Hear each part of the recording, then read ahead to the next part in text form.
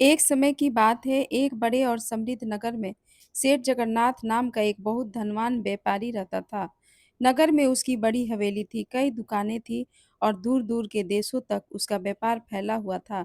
उसके पास अनाज के गोदाम, कपड़ों की दुकानें, कीमती रत्नों का कारोबार और समुद्र के रास्ते माल भेजने वाले कई जहाज थे।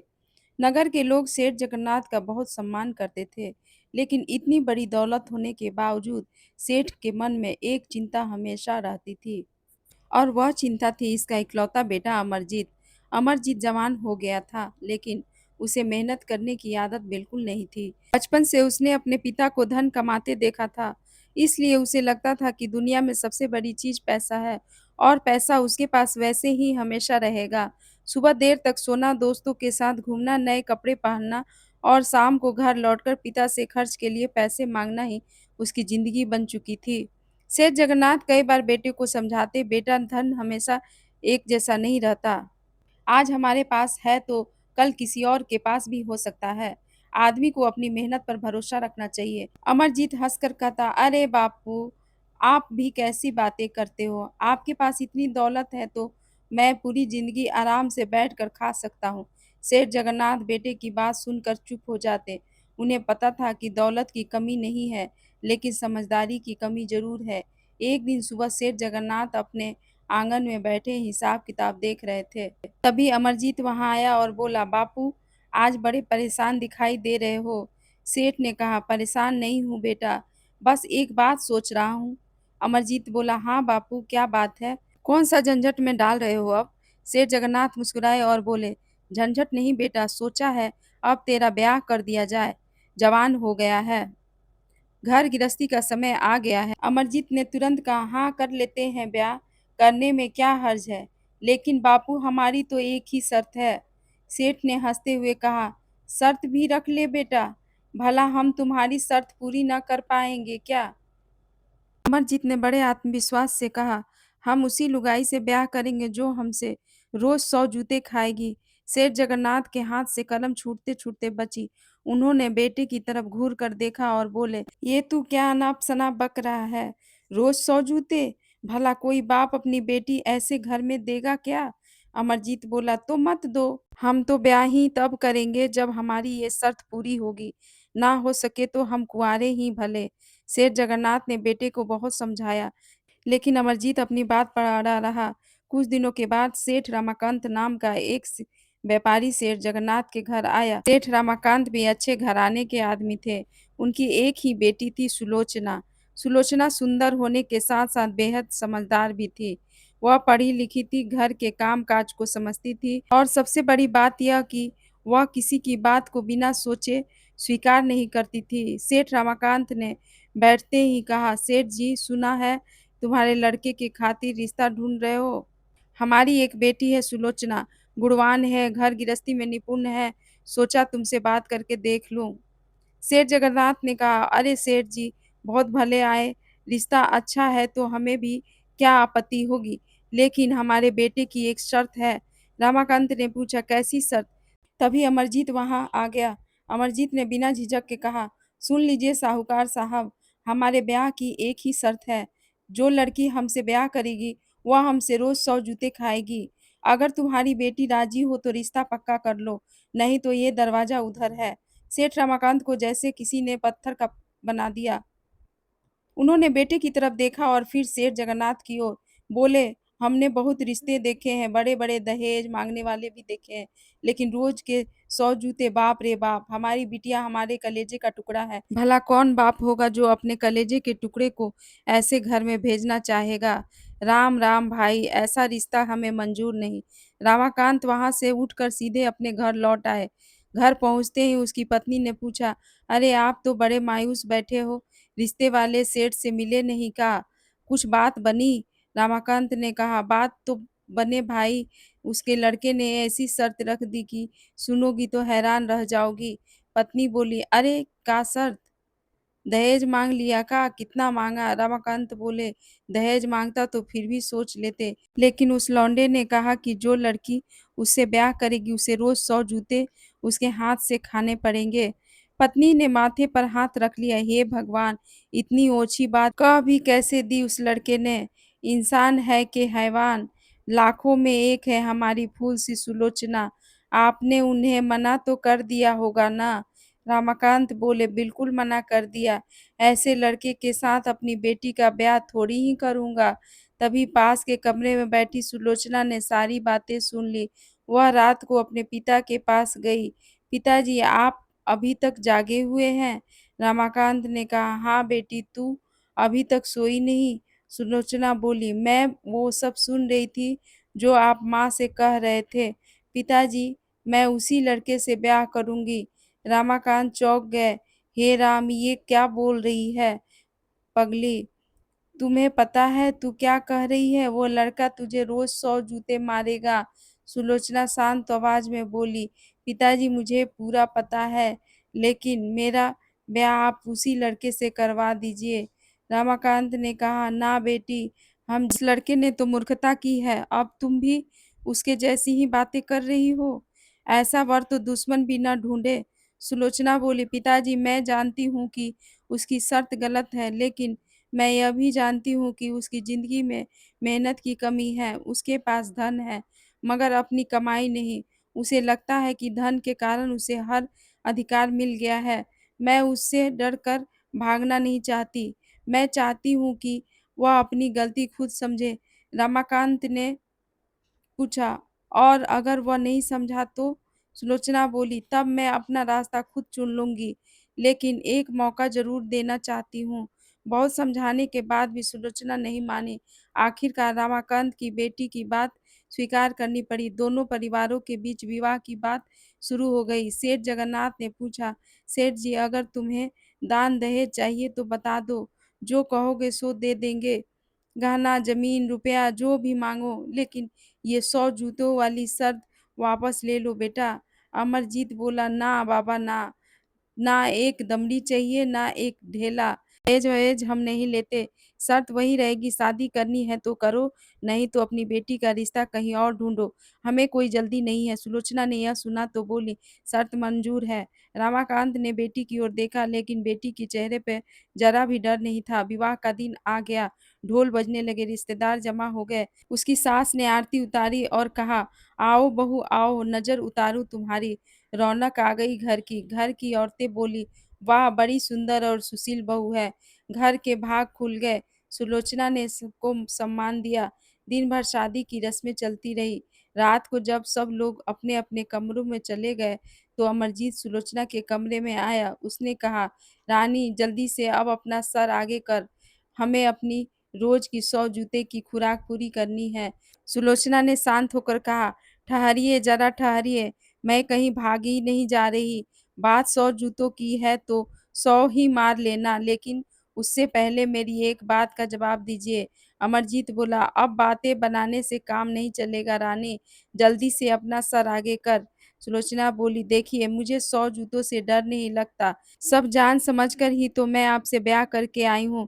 लेकिन एक बात बताइए, मेरे माँ-बाप ने मुझे जन्म दिया, पाल-पोस कर बड़ा किया। आज तक उन्होंने मुझे एक जूता नहीं लगाया। उन्होंने अपनी मेहनत से मुझे बड़ा किया और आपको दान-दहेज देकर विदा किया। अब आप किस अधिकार से मुझे जूते लगाएँगे? आपकी कमाई का तो मैंने अभी तक एक गिलास पानी भी नहीं पिया। सुलोचना बोली, देखिए मुझे 100 जूते से डर नहीं लगता, सब जान समझ कर ही तो मैं आपसे ब्याह करके आई हूँ। लेकिन एक बात बताइए, मेरे माँ-बाप ने मुझे जन्म दिया, पाल-पोस कर बड़ा किया, आज तक उन्होंने मुझे एक जूता नहीं लगाया। उन्होंने अपनी मेहनत से मुझे बड़ा किया और आपको दान-दहेज देकर विदा किया। अब आप किस अधिकार से मुझे जूते लगाएँगे? आपकी कमाई का तो मैंने अभी तक एक गिलास पानी भी नहीं पिया। जो खाना मैंने खाया वह आपके पिता की कमाई का था। जो कपड़े मैंने पहने वह भी आपके घर की दौलत से आए। पहले अपनी कमाई से मुझे कुछ खिलाइए, कुछ पहनाइए, तब तो उसका अधिकार बनता है। लेकिन उससे पहले आप किस बात का हक जता रहे हैं? अमरजीत के पास उसकी बात का कोई जवाब नहीं था। वह जिस शर्त को लेकर इतना घमंड कर रहा था, उसी शर्त ने पहली बार उसे उसकी असली सच्चाई दिखा दी थी। उसके पास धन था लेकिन वह धन उसका कमाया हुआ नहीं था। उसके पास बड़ी हवेली थी लेकिन उसने उस हवेली की एक ईंट भी अपनी मेहनत से नहीं खरीदी थी। उसके पास अच्छे कपड़े थे, महँगे सामान थे, नौकर-चाकर थे लेकिन उसके पास अपनी मेहनत की कमाई का एक सिक्का भी नहीं था। अमरजीत बिना कुछ बोले कमरे से बाहर निकल गया। वह सीधे अपने पिता सेठ जगन्नाथ के पास पहुँचा। रात काफ़ी हो चुकी थी। सेठ जगन्नाथ अभी अपने कमरे में बैठे कुछ हिसाब देख रहे थे। बेटे को इतनी रात गए सामने देखकर उन्होंने हैरानी से पूछा, "बेटा तू यहाँ? आज तो तेरी शादी की पहली रात है, ये क्या? हुआ क्या? चेहरा क्यों लटका है?" अमरजीत ने धीमी आवाज़ में कहा, "बापू वो सुलोचना।" सेठ जगन्नाथ बोले, "हाँ, क्या हुआ सुलोचना को? बोल तो सही।" अमरजीत ने सारी बात पिता को बता दी। फिर कुछ देर चुप रहने के बाद बोला, "और बापू बात तो उसकी ठीक ही लगती है। मैंने तो आज तक कुछ कमाया ही नहीं। हक कैसे बनता है मेरा?" सेठ जगन्नाथ ने बेटे की तरफ देखा। उसके चेहरे पर गुस्सा नहीं बल्कि संतोष था। उन्होंने कहा, "बेटा बहू ने जो कहा बिल्कुल ठीक कहा। हमारे पास दौलत तो इतनी है कि हमारी सात पुश्तें बैठकर खा लें। तुम्हें जीवन भर कोई काम करने की ज़रूरत नहीं। लेकिन बात तो वही है ना, अपनी कमाई का तो तेरे पास कुछ है ही नहीं। हक भी तो तभी बनता है जब अपनी मेहनत की कमाई हो।" अमरजीत ने सिर झुका लिया। वह पहली बार अपने जीवन को किसी दूसरे की नज़र से देख रहा था। उसने कहा, "बापू, अगर यही बात है तो मैंने सोच लिया है, मैं कल सवेरे ही व्यापार पर जाऊँगा।" सेठ जगन्नाथ ने पूछा, "व्यापार?" अचानक अमरजीत बोला, "हाँ बापू, व्यापार। आप ही तो जहाज़ों पर माल लादकर परदेस भेजते रहे हो। मैं भी वही करूँगा, अपनी मेहनत से कमाऊँगा। फिर सुलोचना से जो वादा किया है, उसे पूरा करूँगा।" सेठ जगन्नाथ के चेहरे पर खुशी आ गई। उन्होंने बेटे के कंधे पर हाथ रखते हुए कहा, "शाबाश बेटा, ये हुई ना बात। व्यापार करना कोई खेल नहीं। तूने कभी मेहनत की धूप नहीं देखी, कभी नुकसान का दर्द नहीं सहा, कभी सभी व्यापारी की चाल नहीं समझी। लेकिन अगर तू सच में मेहनत करने के लिए तैयार है तो मैं तुझे सब सिखाऊँगा।" अगली सुबह हवेली में हलचल शुरू हो गई। जहाज की तैयारी होने लगी। कपड़े, मसाले, अनाज, मलमल और कई तरह के व्यापारिक सामान जहाज में भरवाया गया। सेठ जगन्नाथ अपने बेटे को एक-एक बात समझा रहे थे। "बेटा, माल की गिनती ठीक रखना, किसी के कहने पर बिना जाँचे सौदा मत करना। समुद्र में मौसम कभी भी बदल सकता है और सबसे ज़रूरी बात, लालच मत करना। ज़्यादा कमाने के चक्कर में आदमी अपना सब कुछ खो देता है।" अमरजीत ध्यान से पिता की बातें सुन रहा था। उसने पहली बार महसूस किया कि उसके पिता ने केवल पैसा नहीं कमाया था, बल्कि उस पैसे से पीछे बरसों की मेहनत, अनुभव और जोखिम छिपा था। उसने पिता के चरण छुए और कहा, "बापू, आपकी सीख मेरे लिए हमेशा सर्वोपरि रहेगी।" सेठ जगन्नाथ ने उसे गले लगाया।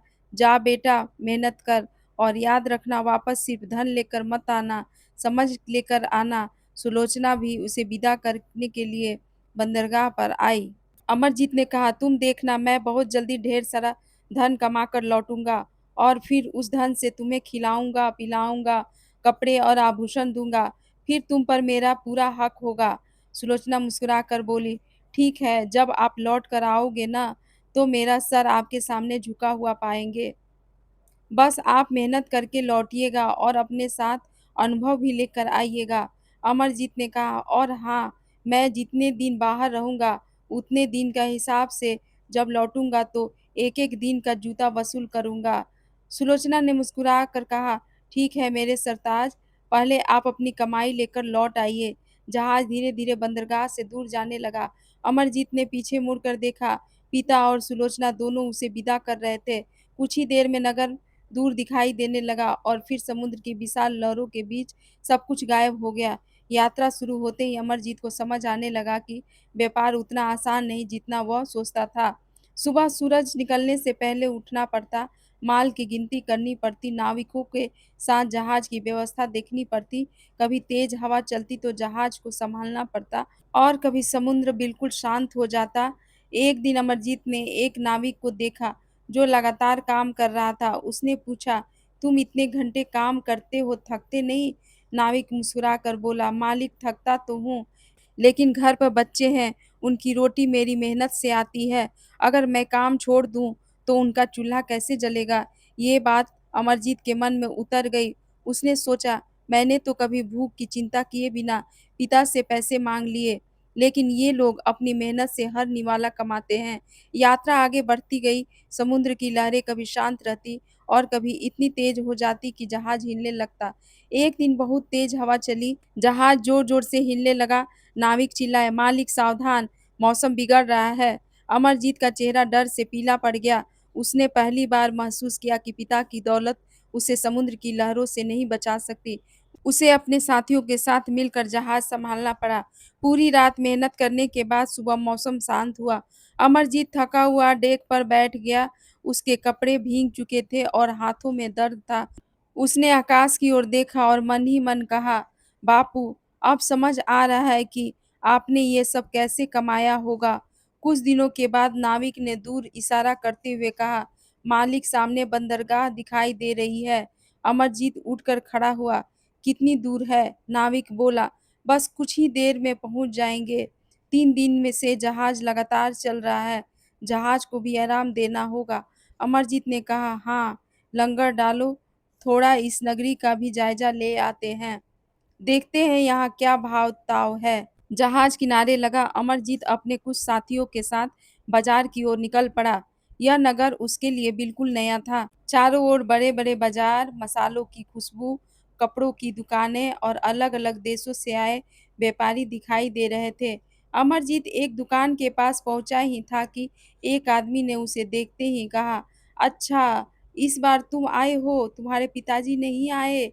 अमरजीत चौंक गया, "तुम मुझे और मेरे पिताजी को जानते हो?" आदमी ने कहा, "जानता क्या?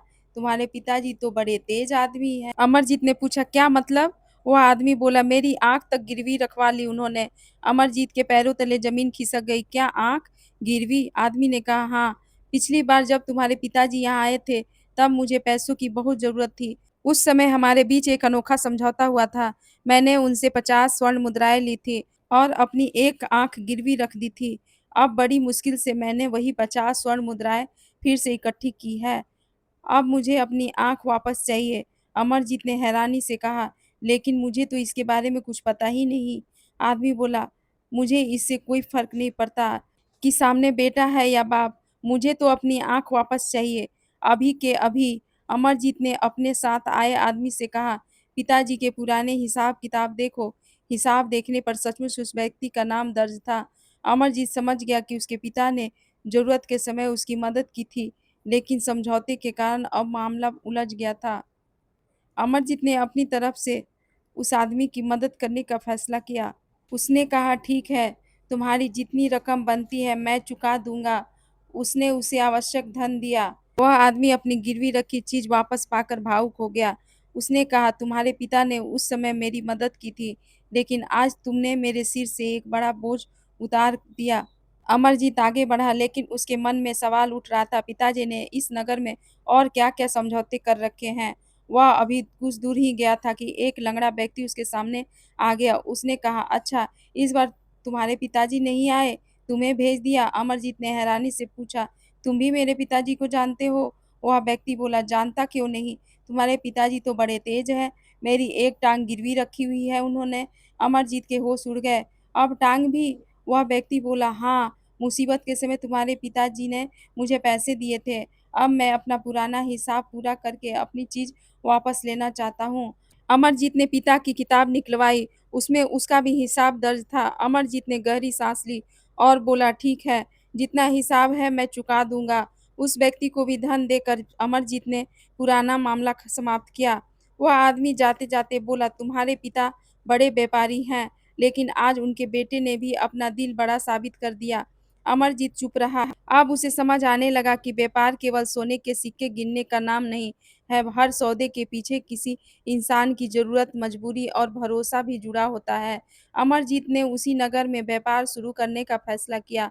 उसने मलमल का अच्छा माल देखा, मसालों के भाव पूछे, अनाज की कीमतों का हिसाब लगाया और कीमती पत्थरों के बाज़ारों को समझने लगा।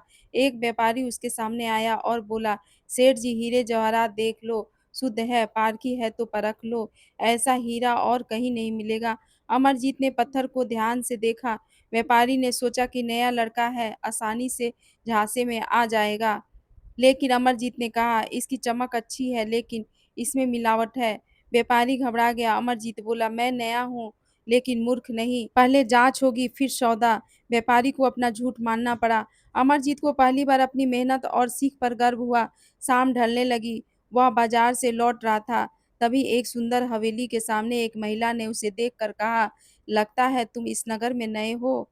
अमरजीत ने कहा, "जी, व्यापार के सिलसिले में आया हूँ।" महिला मुस्कुराई और बोली, "तो फिर तुम हमारे अतिथि हुए। हमारे यहाँ एक पुरानी परंपरा है, जो भी अतिथि हमारे घर आता है, उसे सोने के गिलास में दूध पिलाया जाता है। आइए, अतिथि देवता का सम्मान कीजिए।" अमरजीत को सच में बहुत प्यास लगी थी। वह अंदर चला गया। महिला ने उसे बैठाया और कुछ देर बाद सोने के गिलास में दूध लेकर आई। अमरजीत ने दूध पी लिया। तभी अचानक कमरे के एक कोने में से एक बिल्ली निकली और इधर-उधर घूमने लगी। अमरजीत ने ध्यान नहीं दिया। दूध पीने के बाद वह उठकर जाने लगा। तभी महिला ने कहा, "जाते-जाते मेरा सोने का ग्लास तो दे जाओ।" अमरजीत रुक गया। "ग्लास? वो तो बिल्ली ले गई।" महिला ने आंखें बड़ी करते हुए पूछा, "बिल्ली?" अमरजीत बोला, "हाँ, एक बिल्ली आई थी और गिलास मुंह में दबाकर भाग गई।" महिला चिल्ला उठी, "क्या तुम मुझे मूर्ख समझते हो? बिल्ली सोने का गिलास लेकर भाग गई। ऐसा कभी देखा किसी ने?" अमरजीत बोला, "मैं सच कह रहा हूँ।" महिला ने दरवाजे की ओर इशारा करके कहा, "लगता है तुम बाहर से चोरी करने के इरादे से आए हो। अभी भी मौका है, 500 स्वर्ण मुद्राएँ दे दो और मैं तुम्हें जाने दूँगी।" अमरजीत ने कहा, "जब मैंने चोरी ही नहीं की, तो 500 सिक्के क्यों दूँ?" तभी बाहर से शोर सुनाई दिया और कुछ ही पल में नगर के कोतवाल वहाँ पहुँच गए। महिला ने शिकायत की, "कोतवाल साहब, ये आदमी मेरे घर मेहमान बनकर आया था। मैंने इसे सोने के गिलास में दूध पिलाया और अब गिलास लेकर साफ मुकर रहा है।" कोतवाल ने अमरजीत की ओर देखा, "कहाँ है गिलास?" अमरजीत बोला, "मेरे पास नहीं है। एक बिल्ली आई थी और गिलास लेकर भाग गई।" कोतवाल कुछ पल चुप रहा, फिर बोला, "बिल्ली सोने का गिलास लेकर भाग गई? बड़ी दिलचस्प कहानी है। अब इसका फैसला राजा के दरबार में होगा।" अमरजीत को सैनिकों के साथ राजदरबार ले जाया गया। उसे क्या पता था कि इस अजीब मामले के पीछे एक बहुत बड़ा रहस्य छिपा हुआ है। कई महीनों की मेहनत के बाद अमरजीत अपनी कमाई और व्यापार का माल लेकर घर लौट आया। सेठ जगन्नाथ ने बेटे को देखा तो उनकी आंखों में खुशी आ गई। उन्हें साफ दिखाई दे रहा था कि उनका बेटा अब पहले जैसा घमंडी नहीं रहा। सुलोचना सामने आई तो अमरजीत मुस्कुराकर बोला, "रानी, याद है ना मेरी 100 जूतों वाली शर्त? अब मैंने अपनी मेहनत की कमाई से तुम्हारे लिए कपड़े, अब तो मेरा हक बनता है ना?" सुलोचना मुस्कुराई और कमाई करना अच्छी बात है, लेकिन अपनी पत्नी पर अधिकार जताना उससे अलग बात है। रिश्ते प्यार और सम्मान से चलते हैं। अमरजीत कुछ पल चुप रहा, फिर हंसकर बोला, "अब समझ गया रानी, मेरी सबसे बड़ी कमाई ये धन नहीं, तुम्हारी दी गई समझ है।" सेठ जगन्नाथ ने कहा, "बेटा, मैंने तुम्हें दौलत दी थी, लेकिन बहू ने तुझे उस दौलत की कीमत समझाई।" इसके बाद अमरजीत ने अपने पिता के पुराने सभी हिसाब पूरे किए। जिन लोगों की चीजें या धन पुराने सौदे में फंसे थे, उन्हें उनका हक वापस दिया। नगर के लोग भी उसकी ईमानदारी और मेहनत की प्रशंसा करने लगे। एक दिन अमरजीत ने सुलोचना से कहा, "आज से 100 जूतों वाली शर्त हमेशा के लिए खत्म।" सुलोचना हंसकर बोली, "शर्त तो उसी दिन खत्म हो गई थी, जिस दिन आपको समझ आ गया कि पत्नी पर अधिकार नहीं, सम्मान होना चाहिए।" अमरजीत ने कहा, "और मेरी जिंदगी की सबसे बड़ी सीख भी यही है। दूसरों की दौलत पर घमंड मत करो, अपनी मेहनत पर भरोसा रखो और रिश्तों में अधिकार से पहले जिम्मेदारी निभाओ।" सुलोचना मुस्कुराकर उसका हाथ थाम लिया। इस तरह 100 जूतों की अजीब शर्त से शुरू हुई अमरजीत और सुलोचना की कहानी। प्यार, मेहनत, सम्मान और समझदारी की खूबसूरत मिसाल बनकर खत्म हुई। इस कहानी से हमें यही सीख मिलती है कि धन से बड़ा सम्मान है और अधिकार से पहले जिम्मेदारी आती है।